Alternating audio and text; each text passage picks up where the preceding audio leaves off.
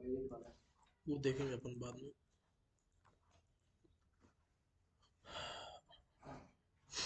ठीक है, देखो अभी कुछ एपीआईज बनाएंगे, क्रिएट, रीड, अपडेट, डिलीट की, और उन एपीआईज में हम मोंगोडीबी की हेल्प से हमारे डेटा को मैनेज करने वाले हैं। तो यहाँ एक इंडेक्स डॉट जेएस बना लो, npm init -y,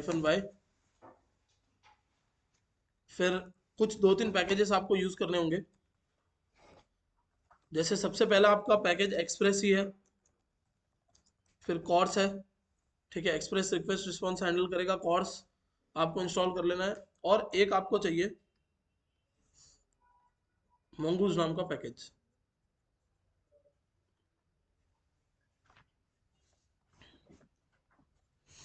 ठीक है, ये मोंगूज नाम का जो पैकेज है, ये मोंगूज वाला पैकेज क्या करेगा, तो ये आपके इस पर्टिकुलर सॉफ्टवेयर को या इस पर्टिकुलर एप्लीकेशन को कन्वर्ट करवाए, सॉरी कनेक्ट करवाएगा मोंगोडीबी के साथ में, क्योंकि मोंगोडीबी एक डेटाबेस है। अब उस डेटाबेस की लैंग्वेज आपके इसको तो आती नहीं, ये तो जावास्क्रिप्ट में लिखा हुआ कोड है। तो डेटाबेस और इस लैंग्वेज के बीच में, यानी जावास्क्रिप्ट के बीच में जो कनेक्शन है, वो बनेगा किसकी हेल्प से, मोंगूज की हेल्प से। तो ये तीन चीजें आपको इंस्टॉल कर लेनी है, एक्सप्रेस, कॉर्स और मोंगूज। अब चलते हैं इधर नेक्स्ट, और मोंगोडीबी पे चलते हैं और यहाँ एक डेटाबेस बना लेते हैं अपन। तो लोकल होस्ट से कनेक्ट कर लो और एक डेटाबेस बना लो आप अपने बैच का। ये बना हुआ है ना ऑलरेडी, इसमें से यूजर्स उड़ा दो, तो ये फ्रेश डेटाबेस हो गया एक, आ गया, खुद ही उड़ गया बेचारा।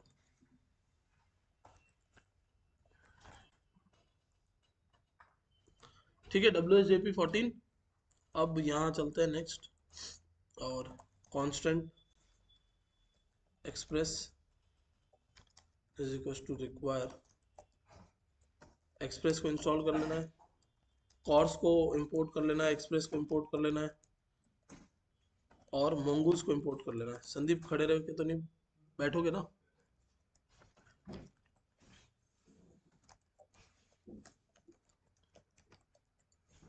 ठीक है, ये तीन चीजें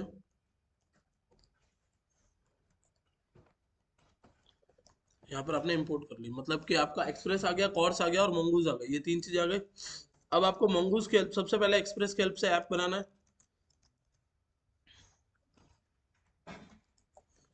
express app dot listen, port 5000 पे आपको अपना ऐप चला देना है। ठीक है, और फिर इसके साथ में कॉल बैक फंक्शन भी आ गया। तो एक बार स्टार्ट करके देखें, नोडमॉन इंडेक्स, और आगे देखो लिखा हुआ।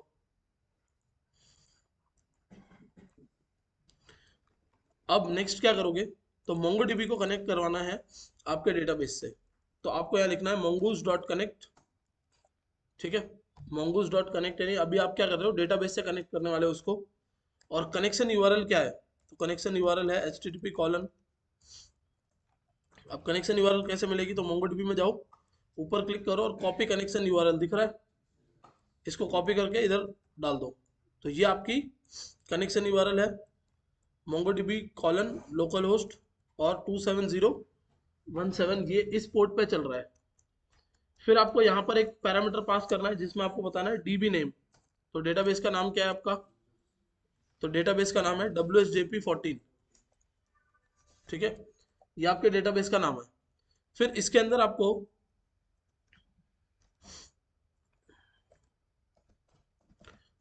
एक पैरामीटर होता है, उसको आपको ट्रू सेट करना है ताकि ये उससे कनेक्ट। चलो, एक बार के लिए हमने डीबी नेम लगा दिया। अब यहाँ पर लगाएंगे देन। अगर सक्सेसफुली क्या होता है, कनेक्ट हो जाता है तो देन चलेगा, और वरना क्या चलेगा, कैच चलेगा।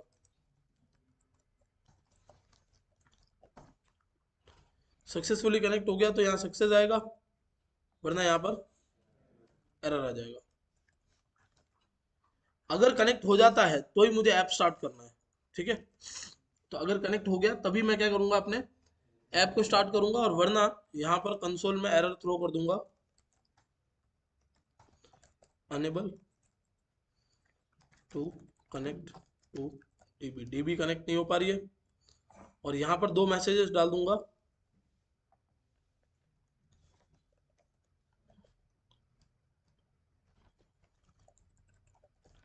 Connected to dB. तो यहाँ पर कनेक्टेड टू डीबी, यहाँ पर unable to connect to the DB. अगर डीबी से कनेक्ट हो गया, उसके बाद में आपने बोला ऐप डॉट लिसन पोर्ट 5000 पे ये चला देना आपको। ठीक है, तो देखो लिखा हुआ है कनेक्टेड टू डीबी, यानी डेटाबेस कनेक्ट हो चुका है, और पोर्ट 5000 पे ये आपका सर्वर भी स्टार्ट हो चुका है। अब सबसे पहला काम क्या करना है, तो सबसे पहला काम ये है कि आपको यूजर्स नाम के एक डॉक्यूमेंट के अंदर डेटा स्टोर करवाना होगा, या आपको समझ लो फ्यूचर में प्रोडक्ट्स नाम के एक डॉक्यूमेंट में डेटा स्टोर करवाना होगा, या सॉरी नॉट डॉक्यूमेंट, कलेक्शन में डेटा स्टोर करवाना होगा, या प्रोडक्ट नाम के कलेक्शन में डेटा स्टोर करवाना होगा।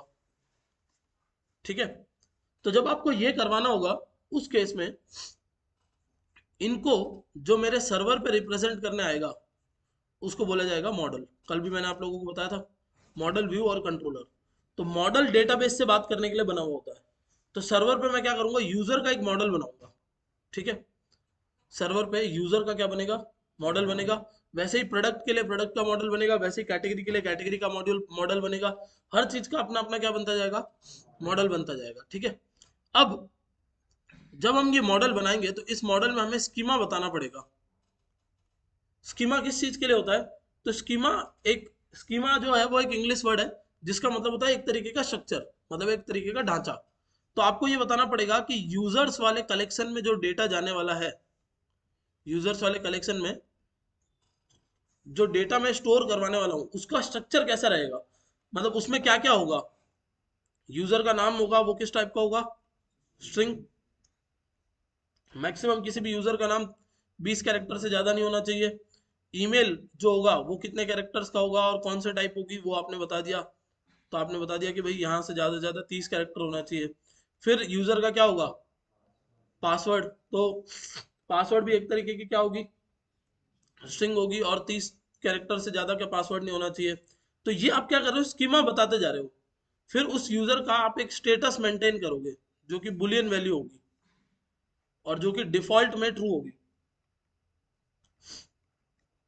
ट्रू क्या होगी, डिफॉल्ट वैल्यू होगी किसकी, स्टेटस की। स्टेटस मतलब कि अगर आपका यूजर कुछ वेबसाइट पे गड़बड़ करता है तो आप उसका पीछे से अकाउंट डिलीट तो कर नहीं सकते, यूजर तो डिलीट करने से रहे आप, तो आप उसको कुछ टाइम के लिए टेम्पररी ब्लॉक कर देते हो। जैसे समझ लो आपने इंस्टाग्राम पे कुछ गड़बड़ की, तो इंस्टाग्राम टेम्पररी कुछ टाइप के लिए आपको ब्लॉक कर देता है। वो ब्लॉक कैसे करता है, इस स्टेटस की मदद से। तो ये स्टेटस मेंटेन करना है। फिर इस यूजर की और कुछ डिटेल्स, जैसे क्रिएटेड एट, कि ये यूजर कितनी तारीख को क्रिएट हुआ था, या इस यूजर का अकाउंट कितने तारीख को क्रिएट हुआ, ये यूजर का अकाउंट कब कब अपडेट हुआ है, तो अपडेट की लास्ट डेट क्या है, रजिस्ट्रेशन की डेट क्या है, या क्रिएट होने की डेट क्या है। तो ऐसे करके हमने इसको क्या बोला हुआ है, स्कीमा। तो हमें सबसे पहले क्या करना है, एक मॉडल का स्कीमा बनाना है, और उस स्कीमा की हेल्प से हम क्या करने वाले हैं, डेटाबेस में उस डेटा को स्टोर करवाने वाले हैं। ठीक है, तो स्कीमा बनाने के लिए सबसे पहले मॉडल्स नाम से एक फोल्डर बना लो, उसमें यूजर डॉट जेएस बना लो। ये यूजर का आप क्या बना रहे हो, यहाँ पर मॉडल बना रहे हो। ठीक है, तो constant mongoose is equal to require mongoose। पहले mongoose इंपोर्ट कर लो, फिर mongoose इंपोर्ट करने के बाद constant user schema is equal to new mongoose dot schema. ये कमांड आपको लिखना है, जिसमें आप क्या बोल रहे हो, mongoose में स्कीमा नाम का एक फंक्शन है। उस फंक्शन की मदद से मैं क्या करने वाला हूँ, यूजर स्कीमा बनाने वाला हूँ। और यहाँ पर आपको क्या करना है, उस स्कीमा की डेफिनेशन देनी है इस करली ब्रैकेट के अंदर। तो जैसे आपने बोल दिया कि यूजर का एक क्या रखेंगे हम लोग, नेम रखेंगे। नेम का जो डेटा टाइप होगा वो क्या होगा, स्ट्रिंग होगा। नेम में मैक्स लेंथ कितनी हो सकती है, 20 कैरेक्टर। फिर आपने दूसरा बना लिया एक ईमेल, ईमेल का टाइप क्या होगा, तो यहाँ भी आपने बोल दिया स्ट्रिंग, मैक्स लेंथ कितनी होगी, मान लो 30 कैरेक्टर रखनी है आपको। और इधर आपने लिख दिया रिक्वायर्ड ट्रू, मतलब ये डेटा तो डालना ही पड़ेगा, ये डेटा भी डालना ही पड़ेगा। फिर आपने इधर ले लिया पासवर्ड, जिसमें आपने यही सेम चीजें कॉपी कर ली, समझ लो। ठीक है, फिर बाद में आता है किसमें, तो हम लोगों ने नेक्स्ट इधर लिया कि मान लो हम यूजर से डेट ऑफ बर्थ ले रहे हैं उसकी। ठीक है, ये बाहर आ गया गलती से, नहीं सॉरी, इधर कॉल कॉमा नहीं है। तो यूजर से आप क्या ले रहे हो, डीओबी ले रहे हो। डीओबी का टाइप क्या रखना है आपको, तो डीओबी का टाइप आपने रख दिया, मान लो स्ट्रिंग ही रख लेते हैं, क्योंकि मैं बाद में उसके ऊपर कोई भी कैलकुलेशन लगा सकता हूँ, तो स्ट्रिंग तरीके से स्टोर कर दिया मैंने। फिर ये रिक्वायर्ड नहीं है, मतलब नहीं भी डालेगा अगर यूजर, अगर डीओबी नहीं भी डालता है तो भी चलेगा, लेकिन क्या चीजें डालनी पड़ेगी, नाम, ईमेल और पासवर्ड, ये तो डालना ही पड़ेगा। समझ में आया यहाँ तक। अब नेक्स्ट हम लोग इधर आते हैं, और फिर हमने बोला क्या रखना था, एक और स्टेटस जिसका टाइप क्या है, बुलियन, और उसकी डिफॉल्ट वैल्यू कितनी रखनी है मुझे, ट्रू रखनी है। ठीक है, उसका टाइप क्या था आपका, बुलियन, और डिफॉल्ट वैल्यू क्या चाहिए आपको, ट्रू चाहिए। ये आपने पूरा स्कीमा बता दिया इधर तक, ये जो पूरा है ना, ये आपका स्कीमा आ गया। इस स्कीमा के बाद में अच्छे से ध्यान रखना, गड़बड़ मत कर देना कहीं पे भी। ये स्कीमा है, इस स्कीमा के बाद में यहां पर आपने बोल दिया time stamp true. Time stamp का मतलब क्या होता है, तो टाइम स्टैम्प का मतलब है कि ये ऑटोमेटिकली खुद ही मैनेज करेगा कि कब आपने रिकॉर्ड क्रिएट किया, और जब जब अपडेट चलाओगे तब तब ये अपने आप मैनेज करेगा। मतलब आपको नहीं मैनेज करना है, ये जो दो लास्ट चीजें मैंने बताई ना, ये आपको मैनेज करने की जरूरत नहीं है, क्रिएट कब हुआ और अपडेट कब हो रहा है। ये टाइम स्टैम्प ट्रू लिख दिया, इसका मतलब ये अपने आप मैनेज करता रहेगा। यहां तक समझ में आ रहा है। तो अब ये आपका एक स्कीमा बन गया है, इस स्कीमा को कन्वर्ट करना है एक मॉडल के अंदर। ये अभी तक कोई मॉडल बना है इधर, मॉडल कुछ भी नहीं है, पहले स्कीमा बनता है, स्कीमा बनने के बाद constant user equals to mongoose dot model, model का नाम आप लिख दोगे और बोलोगे कि इस यूजर स्कीमा का क्या बना दो, मॉडल बना दो। मतलब इस यूजर स्कीमा का इस नाम से क्या बनाओ, मॉडल बना दो, और उसको सेव कर दो इस वेरिएबल के अंदर। इस वेरिएबल का नाम कुछ भी रख सकते थे आप, कोई फर्क नहीं पड़ता है, बस सेम रखा है हमने। आप इसको यूजर मॉडल भी बोल सकते हो। ठीक है, तो क्या क्या बोल रहे हैं वापस से देखो, हम बोल रहे हैं कि यूजर नाम से एक स्कीमा बनाओ, सॉरी, ये यूजर स्कीमा मेरे पास पड़ा है, उस स्कीमा का एक मॉडल बनाओ जिसका नाम क्या हो, यूजर, और उसकी डिटेल्स किस में स्टोर कर दो, इस यूजर मॉडल नाम के वेरिएबल में डाल दो। अब इसका नाम अर्जुन भी हो सकता था, कोई फर्क नहीं पड़ता। ठीक है अर्जुन, फिर यहां से इसको मॉड्यूल डॉट एक्सपोर्ट की हेल्प से बाहर भेज दो। इसको क्या किया आपने, यूजर मॉडल को, स्कीमा नहीं भेजना है, स्कीमा तो मॉडल के अंदर आ गया ना, मॉडल बाहर भेजना है। ठीक है, यहां से मॉडल भेजोगे, और कल मैंने आप लोगों को राउटिंग बताई थी, तो यहां सबसे पहले आके आप क्या बोलोगे, एक और फोल्डर बना लो जिसका नाम क्या होगा, राउटर्स। राउटर में एक राउटर बना लो आप, यूजर डॉट जेएस। और राउटर बनाने के लिए किसकी जरूरत पड़ेगी,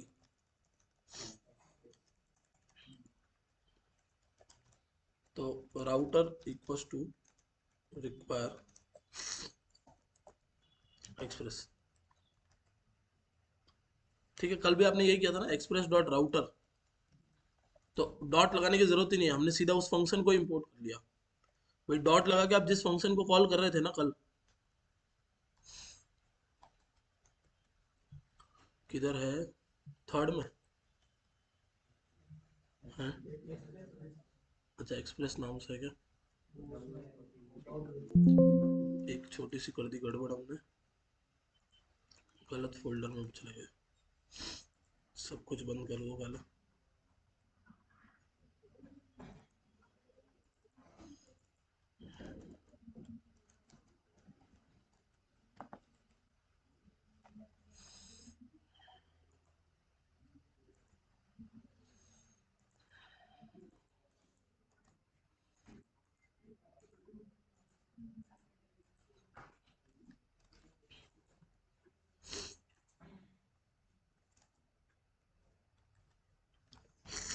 तो जो कल आपने कोड लिखा था ना, वो कोड भी आप यहाँ लिख सकते हो।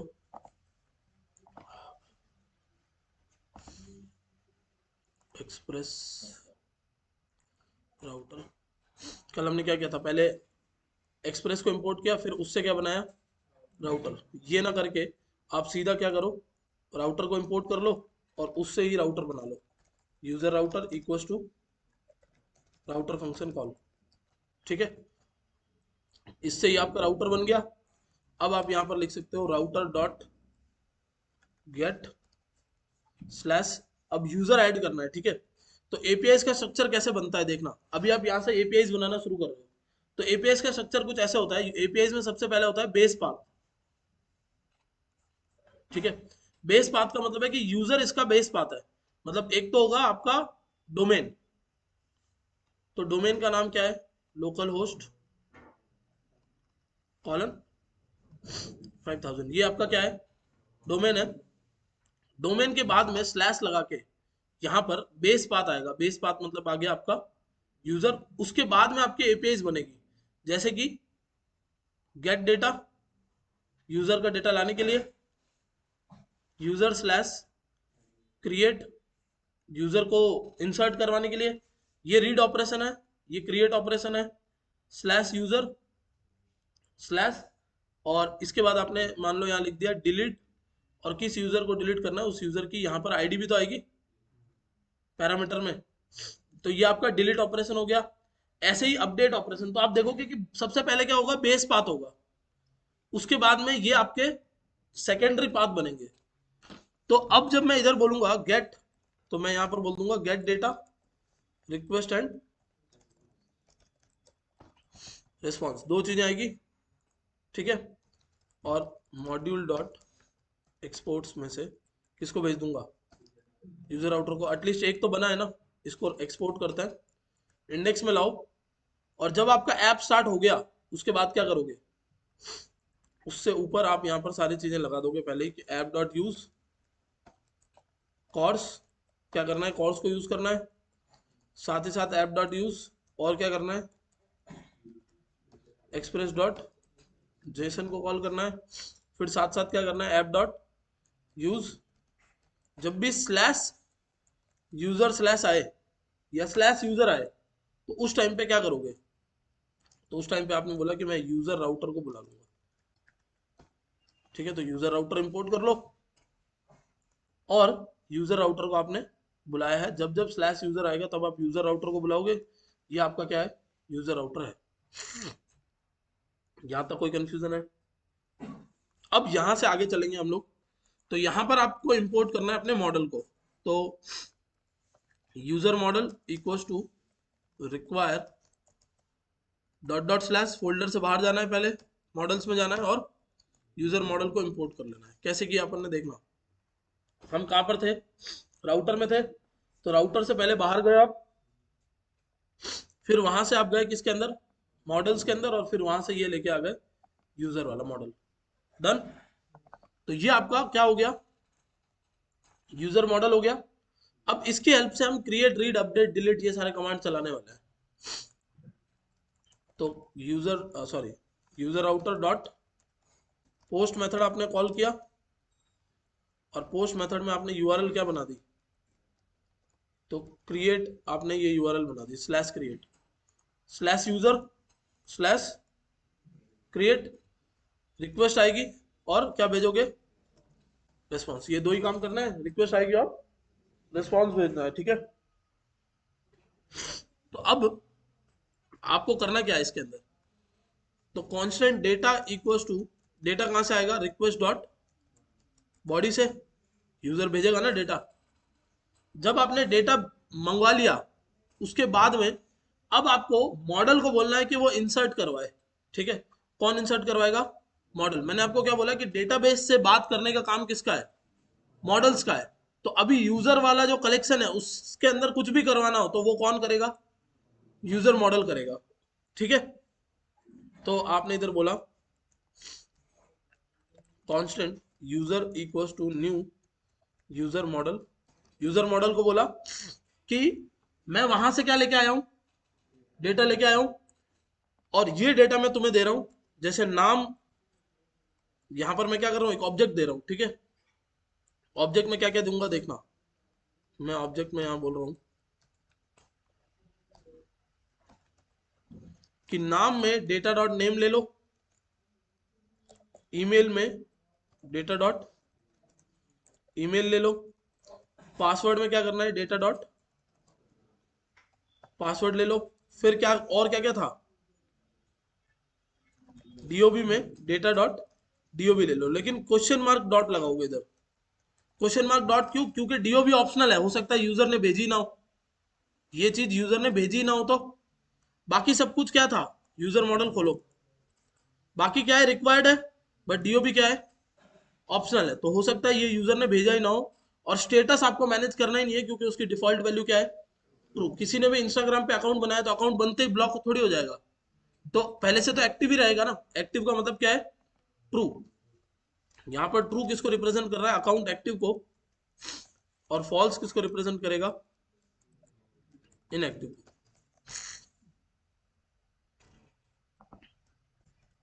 समझ में आ रहा है? अब यहां से हमने बोला कि क्या करना है, सबसे पहले देखो, तो यूजर मॉडल को बोला कि ये सारा डेटा लो और उसके बेस पे मुझे क्या बना के दो, एक यूजर बना के दो। इस यूजर को मैं क्या करने वाला हूं, सेव करने वाला हूं। तो जो आपने मोंगोडीबी में कमांड पढ़ा था इंसर्ट वन, वो इंसर्ट वन का जो कमांड है वो मोंगूज पीछे चलाएगा, लेकिन आपको क्या करना है, खाली सेव कमांड चलाना है। ये डेटा आपने दे दिया, उस डेटा के बेस पे आपने एक यूजर बना लिया, और अब आपने क्या चलाया, सीधा डॉट सेव।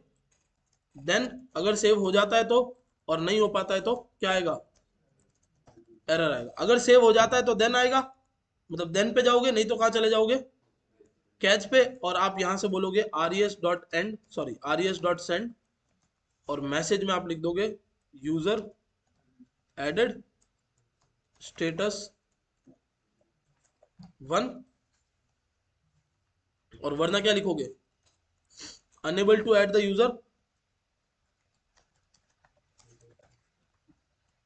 और स्टेटस 0। स्टेटस का मतलब है ट्रू, और स्टेटस क्यों लेके आ रहे हो आप, ताकि आप फ्रंट एंड पे जब ये जाए तो फ्रंट एंड वाला लाल कलर में मैसेज दिखाना है या हरा कलर में, वो कैसे डिसाइड करेगा।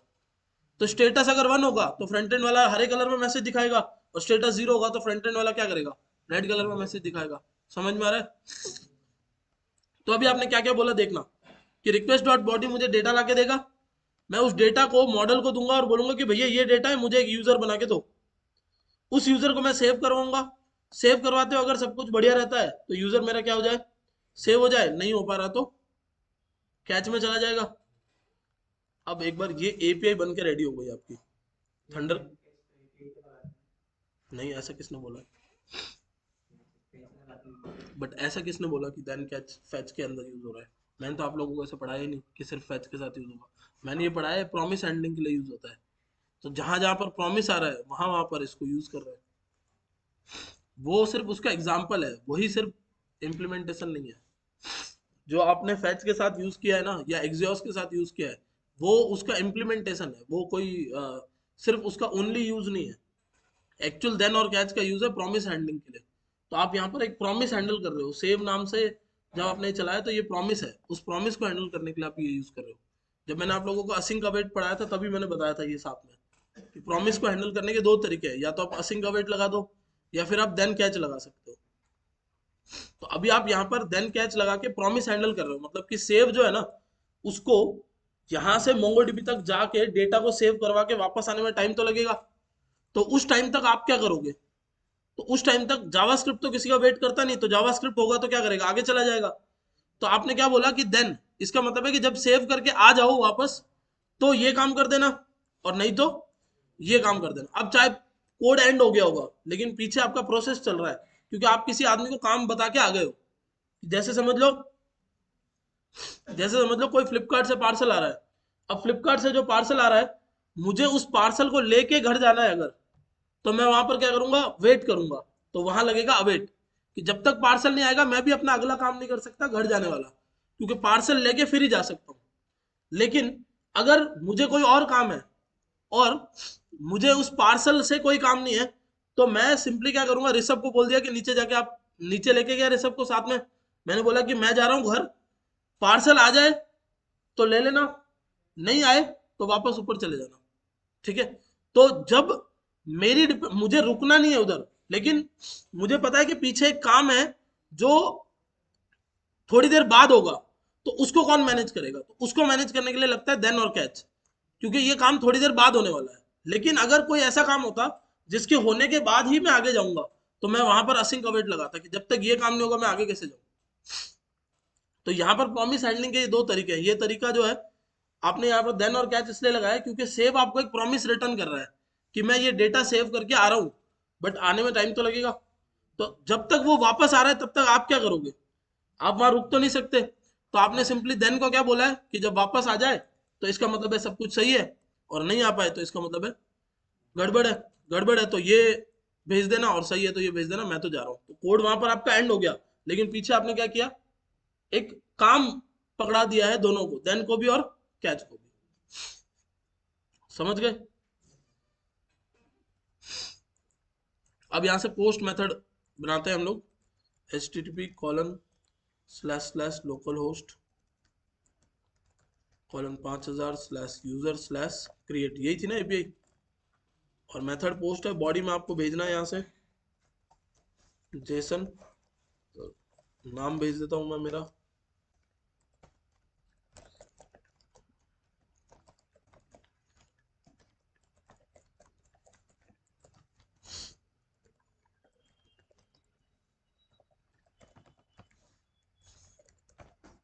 तीन चीजें भेज दी, सेव पे क्लिक किया, यहाँ से क्या मैसेज आया? User added. पहले आपका डेटा यहाँ से इधर गया, फिर आपने मॉडल को दिया और बोला कि मुझे क्या करो, एक यूजर बना के दो। उस यूजर को जाके आपने मोंगोडीबी को क्या बोला, सॉरी मोंगूस को क्या बोला कि इस यूजर को जाओ और क्या करवा के आओ, सेव करवा के आओ। तो मोंगूस जब इस यूजर को सेव करवाने जाएगा तो उसको सेव करवा के आते हुए थोड़ा सा टाइम लगेगा, तो आपने पीछे देन कैच लगा दिया। अब अगर मैं आपको यहाँ ले जाके दिखाऊं यूजर्स में ना, आगे एक यूजर देख लो, ना मैंने स्टेटस लगाया था, ना मैंने क्रिएटेड एट लगाया था, ना अपडेटेड एट लगाया था, सब अपने आप मैनेज हो रहा है। अब मैं एक और यूजर अगर भेजता हूँ इधर से जिसका डीओबी भी होगा,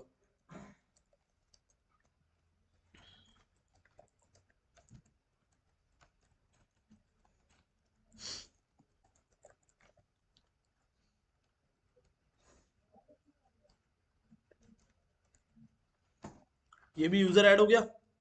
लेकिन इस यूजर में आपको डीओबी भी दिखेगा, देखो दिख रहा है, उसमें तो नहीं था, क्योंकि आपने बोला था कि डीओबी ना आए तो चिल्लाना मत। क्यों?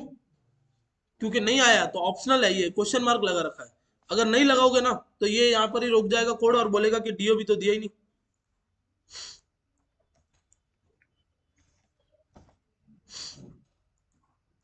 हाँ बट नहीं रुकेगा, क्योंकि यहाँ पर हमने मॉडल को ही बता रखा है ना, रिक्वायर्ड नहीं है, तो मॉडल उसको अपने आप अनडिफाइंड कंसिडर करके आगे ले जाएगा।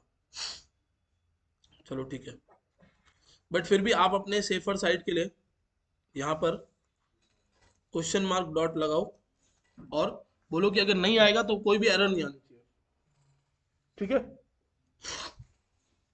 अब यहां तक काम हो गया। नेक्स्ट हम लोगों को क्या करना है, देखो मान लो कि ये ईमेल आईडी है nikita@gmail.com, और इससे मैं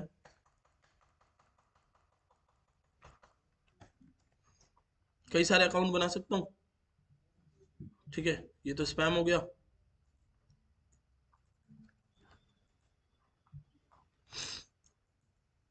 अब तो डीबी कनेक्ट भी कर पा रहा है कि नहीं कर पा रहा है?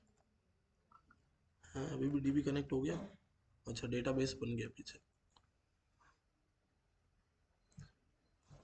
हाँ मॉडल भी बना होगा ना, क्योंकि मॉडल का कोड भी लिखा हुआ है मैंने। तो अभी हम लोगों को एक काम और करना है।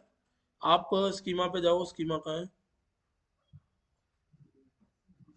इधर है ना, यहाँ पर लिखोगे unique equals to true. Unique की स्पेलिंग सही है? ठीक है, यूनिक पॉइजन करके किसी की आईडी है, पता नहीं किसकी आईडी है, आप लोगों में से है क्या किसी की? किसकी आईडी है? आपकी आईडी है यूनिक पॉइजन? तो यूनिक की स्पेलिंग सही है कि नहीं है? ठीक है, तो यूनिक को आपने क्या कर दिया है, ट्रू कर दिया। आ गई एरर? एक बार तो उसने ऐड कर दिया, बट उसके बाद क्या आ रहा है, unable to add the user. क्यों आ रहा है ये मैसेज? क्योंकि आपने क्या बोल रखा है कि जो ईमेल है वो क्या होना चाहिए, यूनिक होना चाहिए। अगर सेम ईमेल कोई डाल रहा है तो सीधा क्या हो गया, एरर आ गई। अब आपको कैसे पता चलेगा कि ये एरर क्यों आई है? तो इस कैच को ना एरर भी मिलती है। इस कैच को ही बोलो कि वो यहां से एरर डॉट मैसेज के हेल्प से एरर भेज दे। एरर डॉट मैसेज की हेल्प से वो क्या करे, आपको एरर भी साथ में भेज दे। ये आगे देखो, डुप्लीकेट की। बट ये एरर तो एक्चुअली टेक्निकल भाषा में लिखी हुई है, आपको नहीं समझ आएगी। मतलब सॉरी, आपको समझ आएगी बट आपके यूजर के काम की नहीं है ये। तो ये आपको इधर भेजने की जरूरत ही नहीं है। इसको तो आप अपनी जरूरत के हिसाब से ना कंसोल में लॉक करवा सकते हो। मतलब जब आपको लगेगा ना कि यार ये गड़बड़ आ रही है, तो आप यहाँ पर कंसोल में लॉक करवा लोगे अपने, ताकि आप चेक कर पाओ। नहीं तो डीबगिंग कैसे करोगे? वो तो बोल रहा है कि एरर आ रही है, बट क्या आ रही है वो आपको कैसे पता? तो यहाँ पर जब कंसोल लॉक करोगे तो फिर ये पता चल जाएगा आपको कि ये एरर है। फिर इस एरर को आप सही कर सकते हो, क्योंकि ऐसी बहुत सारी और एरर्स आ सकती है। ठीक है, अब आपने क्या किया, डेटाबेस में इंसर्ट करवाया है। और इंसर्ट यानी क्रिएट का जो कमांड आपने चलाया वो किसकी हेल्प से चलाया है, मॉडल के हेल्प से। अब इसी तरीके से रीड का कमांड चलाते हैं हम लोग। तो जब आप रीड करने जा रहे हो तब कौन सा केस लगेगा? मतलब कि अगर आप रीड कर रहे हो तो जब तक डेटा आपके हाथ में नहीं आया तब तक आप आगे जाके दिखाओगे क्या? मतलब अगर डेटा आपके हाथ में नहीं है तो आप आगे जाके कुछ तो दिखा नहीं सकते हो। तो उस केस में आपको यहां पर क्या लिखना पड़ेगा, असिंक और अवेट। यानी आप कुछ ऐसा लिखोगे, constant data equals to user model dot find. Find क्या करता है, डेटा लेके आता है। बट फाइंड करने से पहले आपको यहां पर क्या करना पड़ेगा, अवेट करना पड़ेगा। क्यों वेट करना पड़ेगा? क्योंकि जब तक ये डेटा लेके नहीं आएगा तब तक मैं आगे क्या लेके जाऊं। फिर ये जो डेटा लेके आएगा मैं इसको क्या कर सकता हूं, इधर से res डॉट सेंड, यहां से डेटा भेज दिया और मैसेज में भेज दिया यूजर डेटा, और स्टेटस में क्या लिख दिया, ये तो सिंपल सी एपीआई बन गई। स्लैश गेट डेटा, और सारा काम हो गया। चला के देखें, यूजर स्लैश गेट, दो यूजर्स पड़े थे आगे, दो है कि एक ही है? हैं? एक ही यूजर है ना।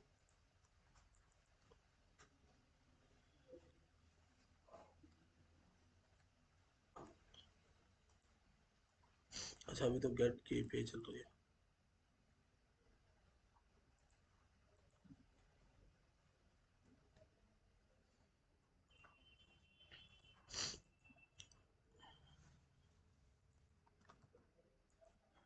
ठीक है, ये लो, दो यूजर्स का डेटा आ गया। तो ये एपीआई अगर मैं आपको ऊपर यूआरएल पे चला के दिखाऊं,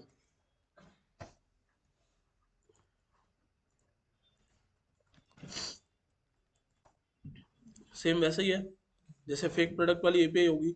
वो क्या करेगी, ऐसे डेटा ला के देती है, वैसे ये एपीआई डेटा ला के दे रही है। ये आप करेंगे करेंगे, अभी कोर्स खत्म होने में थोड़े दिन है, रुको, टेंशन मत लो। ठीक है, तो यहां तक आइडिया लग गया। क्रिएट कैसे हो रहा है पता चल रहा है। आप वहां से, मतलब देखो यहाँ पर बहुत सारी चीजें इंक्लूडेड है। आप फ्रंट एंड से डेटा दे रहे हो क्लाइंट से। अब फ्रंट एंड या क्लाइंट कोई भी हो सकता है, जैसे अभी के केस में क्लाइंट है थंडर क्लाइंट। ठीक है, एपीआई टेस्टिंग सॉफ्टवेयर है। आपका रिएक्ट एप्लीकेशन भी क्लाइंट है, आपका मोबाइल एप्लीकेशन भी क्लाइंट है, आपका डेस्कटॉप एप्लीकेशन भी क्लाइंट है। तो क्लाइंट आपको क्या कर रहा है, एक रिक्वेस्ट में डेटा भेज रहा है। ठीक है, आप उसको भेज रहे हो राउटर के पास। राउटर वहां से क्या कर रहा है, डेटा उठा रहा है। और वो राउटर डेटा उठा के किसको दे रहा है, मॉडल को। मॉडल क्या कर रहा है, उससे, उस स्कीमा की हेल्प से, जो स्कीमा उसके अंदर सेव किया हुआ है ना, देखो इधर दिख रहा है नेम ईमेल पासवर्ड, जो स्कीमा उसके अंदर सेव किया हुआ है, उस स्कीमा की हेल्प से मॉडल यहाँ पर एक यूजर को क्रिएट कर रहा है, और फिर आप उस यूजर को सेव करवा रहे हो। ठीक है, सेम यहाँ पर हो रहा है। आपको एक रिक्वेस्ट आई है कि भैया हमारे पास क्या करो, लाके दो हमें यूजर का डेटा। अब यहाँ पर देखो सारे यूजर्स का डेटा लेके आ रहे हो, मतलब अगर मैं ये एपीआई चलाता हूँ तो क्या हो रहा है, सारे यूजर्स का डेटा आ रहा है। बस मैं इस एपीआई को थोड़ा सा मॉडिफाई भी कर सकता हूँ। अब मैंने बोला स्लैश कॉलन आईडी और क्वेश्चन मार्क, इसका मतलब होता है ID is a parameter which is optional. ID कैसा पैरामीटर है, ऑप्शनल पैरामीटर है, मैंडेटरी नहीं है कि आप डालो ही डालो, बट अगर आपने आईडी डाल दी, if request dot params dot ID, अगर आई है और नहीं आई, दो ही केसेस होंगे, ये तो आएगी या फिर नहीं आएगी। और लेट डेटा इक्वल्स टू, मैंने यहां से एम्प्टी वो बना दिया है। अब थोड़ा सा कोड मॉडिफाई हो जाएगा। आप बोलोगे कि अगर आईडी नहीं आई है तो एल्स में जाओ और सारे यूजर ले आओ, और अगर आईडी आई है तो data equals to await user model dot find by ID, एक फंक्शन है मोंगूज का, मोंगोडीबी का फंक्शन नहीं है। किसका फंक्शन है, मोंगूज का फंक्शन है। मोंगोडीबी एक डेटाबेस है, ये फंक्शन है मोंगूज का। वो बोलता है कि तुम मुझे सिर्फ आईडी दे दो, मैं अपने आप ढूंढ के ले आऊंगा। तो अब ये क्या करेगा, फाइंड बाय आईडी करके एक पर्टिकुलर डेटा आपको फाइंड करके लाकर दे देगा। ये क्या कर रहा था, सारे डेटा को फाइंड करके लाके दे रहा था। चलो एपीआई चलाते हैं, सारा डेटा आ रहा है। अब मैंने मेरी आईडी यहाँ पर पास कर दी, अगर कॉमा स्लैश लगा के, तो सिर्फ मेरी डिटेल्स आ रही है। बट अगर मैं ऐसे करता हूँ तो सारी डिटेल्स आ रही है। जब सारी डिटेल्स आ रही है तो क्या आ रहा है, एक क्या दिख रहा है, ये एरे है। लेकिन जब एक ही डिटेल आ रही है तो एरे नहीं आ रहा है, सिर्फ क्या आ रहा है, ऑब्जेक्ट। और अगर आपने यहाँ लास्ट में ई की जगह एफ लगा दिया तो डेटा क्या आ रहा है, नल, क्योंकि ऐसा कोई यूजर मिला ही नहीं। आईडी गलत भेजोगे तो यूजर कहाँ से मिलेगा। ठीक है, तो आपने एक ही एपीआई बनाई और दो काम कर लिए उससे। क्या कर लिया, मतलब एपीआई एक ही है, स्लैश गेट डेटा खाली चलाओगे तो सारे यूजर दे देगा, और अगर किसी यूजर की आईडी के साथ चलाओगे तो सिर्फ वो यूजर निकाल के दे देगा जिसको आप फाइंड कर रहे हो, फाइंड बाय आईडी। मैं आईडी दूंगा और मुझे डेटा फाइंड करके दो। तो यहाँ पर आपने लॉजिक लगा दिया कि पहले से डेटा खाली है, अगर फाइंड बाय आईडी कर रहे हो तो डेटा में वो एक यूजर डाल देना, नहीं तो उस डेटा में बहुत सारे यूजर डाल देना, और फिर इसको यहाँ से आगे भेज देना। ये देखो और बताओ, कुछ कंफ्यूजन है, कुछ पूछना है तो। बिहाइंड द सीन यहाँ पर क्या हो रहा होगा, देखो जब आप ये कोड चला रहे हो ना, तो ये जो हमने पढ़ा था db dot users dot find, फिर फिल्टर लगता है इधर, तो underscore ID request dot params dot ID, ये जो पूरा कमांड है ना, ये वाला, ये पूरा कमांड पीछे जाके कौन चला रहा है, मोंगूस चला रहा है। आप मोंगूस के फंक्शन को कॉल कर रहे हो और मोंगूस इस पूरे कमांड को पीछे एग्जीक्यूट कर रहा है। इसलिए हम लोग मॉडल्स बनाते हैं, ताकि डेटाबेस से माथापच्ची करने का काम हमारा नहीं है, वो खुद ही करे। ठीक है, हम तो उसके छोटे छोटे फंक्शंस यूज कर रहे हैं बस खाली। तो पहले अपने डेटाबेस पे पूरा पूरा कोड लिखा, छोटे हर चीज बनाने का, डिलीट करने का, अपडेट करने का। अब आप मोंगोडीबी को यूज नहीं कर रहे हो, मोंगोडीबी तो एक डेटाबेस है जहां पर डेटा स्टोर करवा रहे हो, आप यूज कर रहे हो मोंगूस को, और मोंगूस किसको यूज कर रहा है, मोंगोडीबी को यूज कर रहा है। समझ गए। तो आपका डायरेक्टली अभी कोई संबंध है ही नहीं मोंगोडीबी से, आपका रिश्ता है मोंगूस से, और मोंगूस जाके आपके लिए चारों काम करवाएगा, क्रिएट, रीड, अपडेट, डिलीट, जितने भी काम आपको चाहिए। दुनिया में होते चार ही काम है ये, उसी के इन अराउंड सब कुछ चलता है।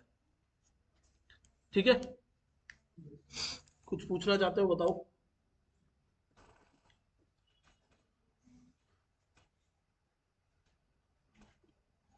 ये जितना अभी हमने बनाया है यूजर के लिए, इसी सेम मॉडल मॉड्यूल बनाते हुए, सब कुछ मॉडल व्यू और सॉरी मॉडल और राउटर बनाते हुए आपको कल बना के लेके आना है ब्लॉग के लिए।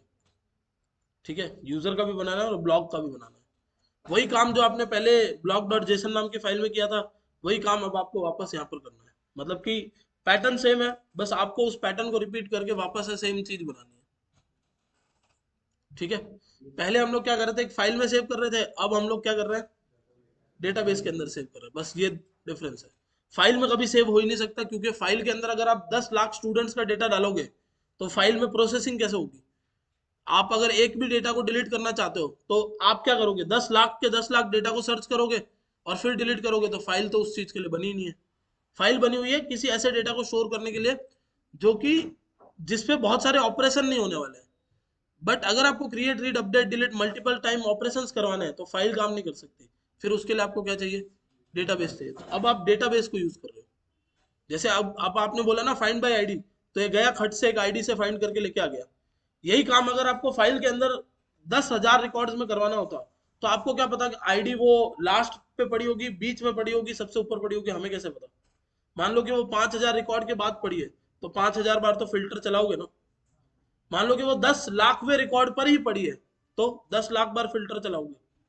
तो वो काम कौन कर रहा है, जावास्क्रिप्ट करवा रहा है, मतलब सर्वर करवा रहा है। और सर्वर अगर एक बार फाइंड करने के लिए 10 लाख बार फिल्टर चलाएगा, तो सुबह से शाम तक 1,000 यूजर्स आते हैं अगर, तो वो 1,000 × 10 लाख बार फिल्टर चला रहा है। सर्वर आपका डाउन हो जाएगा, उधर से जल के फिर ऐसे धुआं निकलेगा। ऑब्वियसली आप 10 लाख एंट्रीज को ऐसे फिल्टर आउट तो करवा नहीं सकते ना। तो उसके लिए क्या बना हुआ है, डेटाबेस बना हुआ है, क्योंकि डेटाबेस का तो काम ही यही है, डेटाबेस की एल्गोरिथम्स ही यही है। समझ गए।